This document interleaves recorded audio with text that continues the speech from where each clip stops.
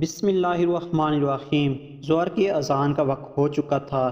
میں گھڑی دیکھتے ہوئے جلدی جلدی دکان کا سامان ترتیب سے لگا کر دکان لاک ہی کر رہا تھا کہ اذان ہونے لگی۔ میرا یہ ہر رمضان کا معمول تھا۔ ظہر کے وقت میں دکان بند کر دیا کرتا تھا۔ نماز ادا کرنے کے بعد میں گھر جانے کی بجائے اپنے مکان کی پچھلی گلی میں چلا گیا۔ کئی دنوں سے سوچ رہا تھا کہ پچھلی گلی کا چکر لگا لوں۔ گھر والوں سے آئے دن پتہ لگ رہا تھا کہ پرانے محلے والے کافی لوگ بھی پچھلی گلی میں ہی آ چکے ہیں۔ ان میں میرے بہت سے بچپن کے دوست بھی تھے۔ کئی مرتبہ سوچا کہ ان سے ملاقات کروں، لیکن مصروفیات کی وجہ سے ممکن نہیں ہو پا رہا تھا۔ رمضان میں دکان جلدی بند کرنے کی وجہ سے وقت دستیاب تھا۔ سوچا آج یہ آرزو پوری کر لوں۔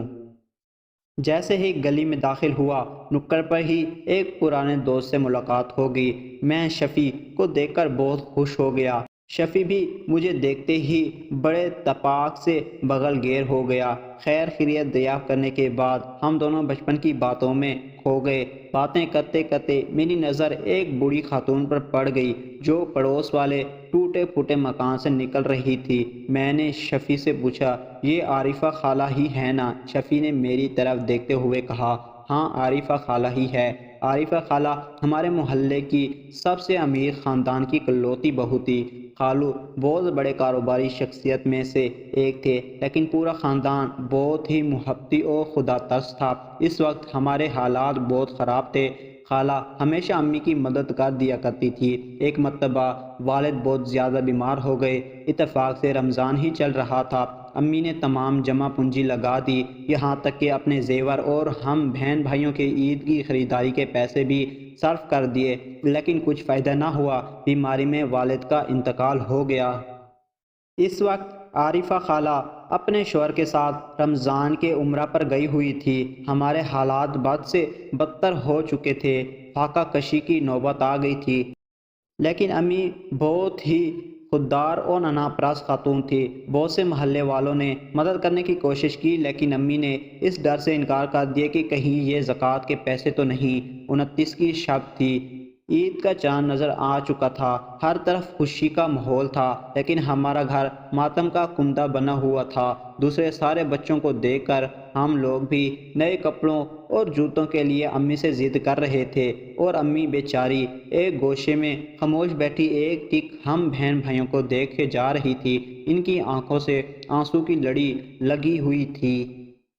اسی اثنا میں دروازے پر دستک ہوئی۔ بہن نے دروازہ کھولا۔ سامنے عارفہ خالہ ہاتھوں میں بہت سی تھیلیاں اور نم آنکھیں لیے کھڑی تھی۔ امی بھی خالہ کو دیکھتے ہی کھڑی ہو گئی۔ خالہ نے تھیلیاں ہمارے ہاتھوں میں دیتے ہوئے امی کو گلے لگا لیا۔ امی سسکیاں بھر کر رونے لگی اور ہم بہن بھائی خوشی خوشی تھیلیاں خالی کرنے لگے، اور تب ہماری خوشی کی انتہا نہ رہی جب تھیلیوں سے نئے جوتے اور کپڑے نکل کر گر پڑے۔ لیکن جیسے ہی امی کی نظر ان چیزوں پر پڑی، وہ ایک جھٹکے سے ان چیزوں کی جانب جھپکی اور ساری چیزیں جلدی جلدی واپس تھیلیوں میں بھرنے لگی، اور عارفہ خالہ کی طرف دیکھ کر بولی، معاف کرنا بہن، لیکن ہم لوگ یہ چیزیں نہیں لے سکتے، ہم اس کے مستحق نہیں ہیں۔ خالہ نے امی کی طرف پیار بھری نظروں سے دیکھتے ہوئے کہا، یہ زکوٰۃ نہیں ہے بہن۔ کچھ برسوں بعد ہم لوگ وہ محلہ چھوڑ کر اس نئے محلے میں آ گئے۔ پھر اس کے بعد عارفہ خالہ سے ہم لوگوں کی ملاقات نہ ہو پائی۔ بیچ میں خالو کا انتقال کی خبر ملی۔ اس وقت امی خالہ کے یہاں برسے پر گئی۔ یہ امی اور خالہ کی آخری ملاقات تھی۔ کچھ سالوں بعد اس کا انتقال ہو گیا۔ ہم سب بہن بھائی شادی شدہ ہو گئے۔ سب اپنی اپنی زندگی میں مصروف ہو گئے۔ وقت کے آئینے پر بھول کی گرد چڑھ گئی۔ لیکن آج اتنے برسوں بعد خالہ نظر آئی تو میں رک نہ سکا اور فوراً عارفہ خالہ کے پاس جا کر سلام کیا اور پوچھا، کیسی ہو خالہ؟ عارفہ خالہ حیرت سے میری طرف دیکھ رہی تھی۔ میں نے کہا، پہچانا نہیں کیا خالہ؟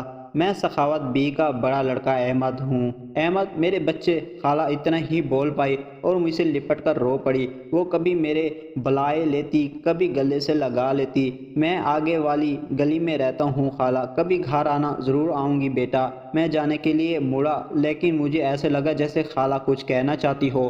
میں پلٹ کر خالہ کی طرف دیکھنے لگا۔ لیکن خالہ کچھ بولی نہیں، بس مجھے حسد بھری نگاہوں سے دیکھے جا رہی تھی۔ چلتا ہوں خالہ، بولتا ہوا میں آگے بڑھ گیا۔ کچھ دور ہی پہنچا تھا کہ خالہ نے آواز دی، احمد۔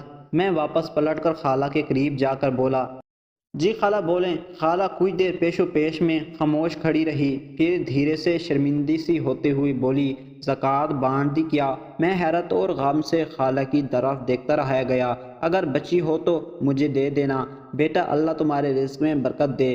خالہ کے جملے بم کی طرح میرے کانوں میں دھماکہ کر رہے تھے۔ میری سمجھ میں کچھ نہیں آ رہا تھا، رواداری میں اتنا ہی بول پایا، جی خالہ بچی ہے، کل دے جاؤں گا، اور بوجھل قدموں سے چلتا ہوا وہاں سے لوٹ آیا۔ گھر پہنچ کر بہت دیر تک روتا رہا۔ میری بیوی نے جب مجھے اس حالت میں دیکھا تو وجہ پوچھنے لگی۔ میں نے عارفہ خالہ سے ہوئی ملاقات کا سارا واقعہ بیان کر دیا۔ میری بیوی نیک خاتون تھی، ہم دونوں نے مل کر خالہ کی مدد کا فیصلہ کر لیا۔ دوسرے دن میں خالہ کے گھر گیا اور خالہ کو اپنے مکان پر لے آیا۔ میری بیوی نے خالہ کو غسل کروا کر نئے کپڑے پہناتے ہوئے کہا، خالہ اب آپ ہمارے ساتھ ہی رہیں گی، اور میری طرف دیکھنے لگی۔ میں نے بھی اس کی طرف دیکھتے ہوئے اس کی تائید میں اس بات میں گردن ہلا دی۔ خالہ کی آنکھوں سے آنسوؤں کی لڑی لگ گئی۔ خالہ میرے قریب آ کر بولی، بیٹا میں اس کی مستحق نہیں ہوں۔ میں نے خالہ کو گلے لگاتے ہوئے بڑے پیار سے کہا، یہ زکوٰۃ نہیں ہے خالہ۔